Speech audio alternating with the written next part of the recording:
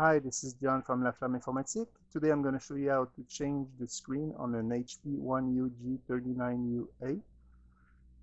If you got a broken screen or having any trouble with it, this is a good way to replace it. So first thing, disconnect the computer and remove the battery.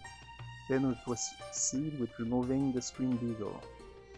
So you can pry it off either by the center and going outward. Just be gentle with it. After that, you're gonna need to heat the bottom part because there's a two-sided tape on there. After that, you can just grab a credit card, or if you have the proper tool, use them to separate the bezel from the sticky tape. Then turn the computer over and unsnap the bottom part of the screen bezel. You can use a twisting and movement to separate it, then put it aside.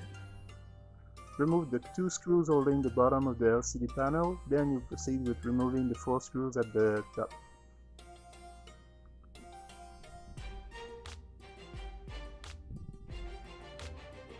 Then flip the screen over the keyboard, gently remove the clear tape over the connector and gently pry it off.